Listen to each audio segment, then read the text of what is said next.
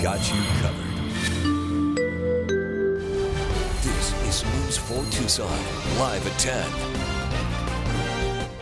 We begin tonight with Decision 2020. Good evening and thank you for joining us. I'm Angelique Lizardi. Voters across Arizona cast their vote today for a number of races. We have team coverage tonight. News 4 Tucson's Priscilla Casper, Mark Mingura, Eric Fink, and Danelle Comfair are live across Tucson with results and everything that you need to know about this primary election. Let's begin with the Pima County races right now. News 4 Tucson's Priscilla Casper standing by right now with the unofficial results. She joins us from the News 4 Tucson Election Center. Priscilla. Well, Angelique, we begin with the race for one of Arizona's U.S. Senate seats. Republican Martha McSally is running against Glendale businessman Daniel McCarthy. Take a look at this. Martha McSally really so far winning in a lot of these counties here in Arizona. Pima County 71% compared to McCarthy at 29%. Really, the only county so far he's leading in is Apache County, and it's really not even by that much, 51% to 49%, with the difference of just 2 votes. Even taking a look here in Maricopa County, Martha McSally 78% to 22% McCarthy. Again, for a lot of these counties, she is leading. Again, results still coming in. Now let's take a look at Mark Kelly and how he is doing. He is running unopposed with more than 524,000 votes have come in for him so far. For Pima County Board of Supervisors District 1, running as Democrat, Rex Scott is leading with 67% of the vote compared to Brian Radford with 33%. For Pima County Board of Supervisors for District 1, running as Republican, Steve Spain in the lead with about 32%, followed by Rhonda Pena with 26%. Then you have Vic Williams coming in third so far, followed by Bill Beard at 19%. For Board of Supervisors District 2, running as a Democrat, Matt Hines is leading at 54%, followed by incumbent Ramon Valdez with about 33% of that vote.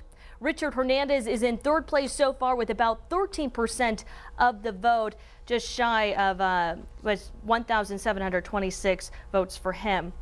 Now, Board of Supervisors running for District 3, Sharon Bronson, the incumbent. She is in the lead with nearly 60% of the vote, followed by Juan Padres with about 41% of the vote. Board of Supervisors for District 4, running as Republican, Steve Christie is in the lead with 65% of the vote, followed by John Backer with about 35% of the vote. And moving on to District 5, the seat left open by the late Richard Elias, who passed away in March. He has held this seat since 2002. Running as a Democrat, Adelita Grijalva is in the lead with nearly 67% of the vote, followed by Consuelo Hernandez at about 33% of the vote. Now we continue with Pima County Sheriff, running as a Democrat, former Sheriff Chris Nanos so far is receiving 65% of the vote, followed by Kevin Kabitsky with about 35% of the vote. And Mark Napier, the current Pima County Sheriff, receiving more than 50,000 votes so far. Now, last in these races, there are 3 Democrats running for Pima County Attorney. Laura Conover is in the lead with 57% of the vote, followed by Jonathan Mosher with about 37% of the vote. And then coming in third so far, Mark DeBolt coming in with about 6% of the vote. Again, these votes continue to come in. We will continue to follow them for the rest of the night. For the Pima County races, the results for write-in candidates will not be available tonight. Write-in results will be available after all of the ballots have been tabulated. Be sure to stay with us on air, online, and on your mobile device for the latest on all of these races coming up. Angelique. Priscilla, thank you so much. Now let's turn our focus to the Senate and congressional races. Martha McSally leading the way for Republicans heading into the fall. News 4 Tucson's Mark Mingura joining us live from the local GOP headquarters with results from the district races. Mark. Angelique, after speaking with local members of the Republican Party, they're confident that the candidates emerging from these primaries will carry them through November. Now, currently only about 23% of precincts have reported results. For the congressional races, starting with District 1, Tiffany Shedd is leading the way. And Shedd is a farmer, attorney, and firearms instructor who strongly supports the Second Amendment. Nolan Reedhead is a native of Payson, Arizona, and says he would restore voices in rural Arizona and defend our constitutional rights. In District 2, there are 3 Republicans running in the primary, and Brandon Martin is currently leading the way. He's an 11-year veteran of the U.S. Army Reserves and a strong supporter of the Second Amendment. Norman Rudin sits in second, and as a native to Tucson with a background in business, says his 25 years of experience would help benefit the economy. Now sitting in third is Joseph Morgan, another native Tucsonan who was a conservative columnist for the Daily Star until he announced his candidacy. Now in District 3, Daniel Wood is a former Marine who is running unopposed in the primary election. Now the local Republican headquarters chairman says they are pleased with tonight's results. We're very confident that coming out of this primary that we have the candidates that it will take to win, and we feel very good and that they will represent well, and they will get the job done. And of course, as Priscilla mentioned, Martha McSally with the heavy lead over Daniel McCarthy in the Senate race. As these results continue to come in, they will be updated on our website. Now, for more on the Democratic side, we're going to head over across town to News 4 Tucson's Eric Fink. Eric. Hey there, Mark. Well, Mark Kelly will be leading the Democratic ticket here in Arizona this fall. Shortly after the polls closing tonight, Kelly officially becoming the Senate nominee, a seat that Democrats have long had their eyes on here in Arizona. The latest NBC Marist poll showing Mark Kelly leading Senator Martha McSally by 12 points. That out at the end of the month with 90 days to go before November 3rd, as Arizona, for the first time in more than a generation, is now considered a swing state in the presidential map. Now, Kelly launched his campaign in early 2019. I talked with him this afternoon. He says the pandemic has certainly changed the campaign and how his team has had to adjust to getting their message out, but not the focus. He says we have a public health crisis, an economic crisis, and a crisis of leadership in Washington. We're only going to solve the public health and the economic part of this if we work together as a team. So we've got to stop the partisanship. If elected to the United States Senate, I'm going to work incredibly hard to make smart decisions, to try to think ahead, but to make smart decisions for Arizonans, whether it's healthcare, the economy, education, climate, dreamers, to do what is in the best interest of our state.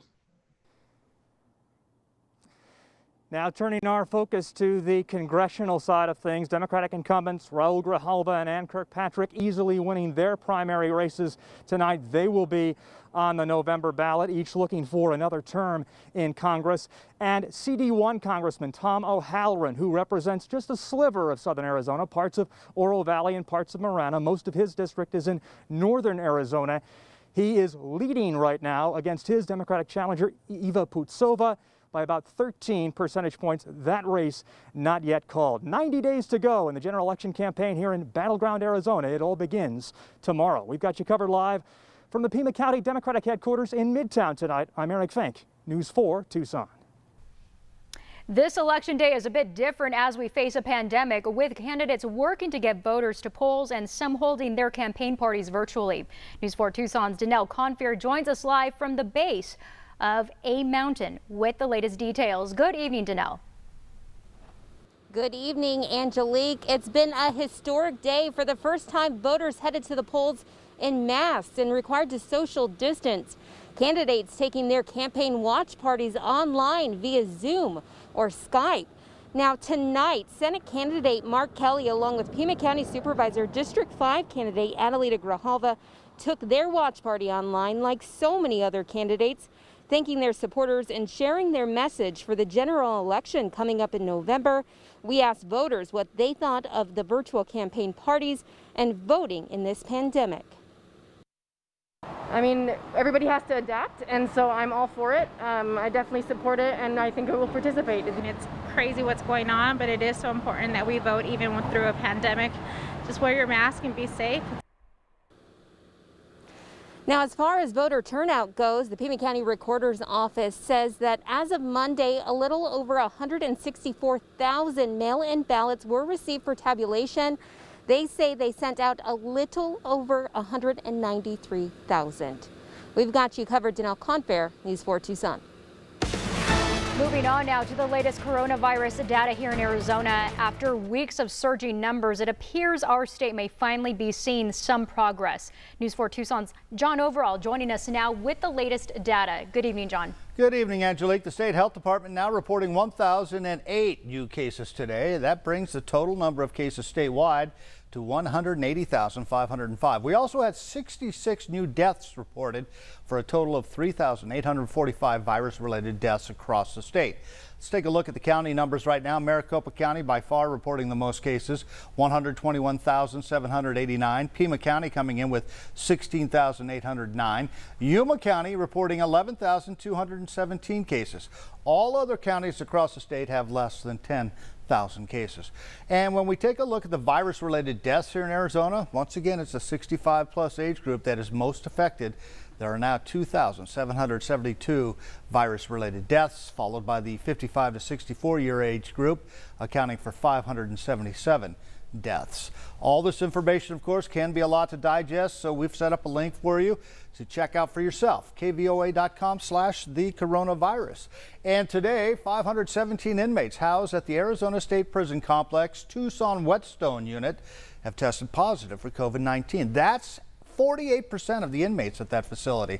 In a statement, the Arizona Department of Corrections said inmates who tested positive are being housed together in separate areas and they are receiving appropriate medical care.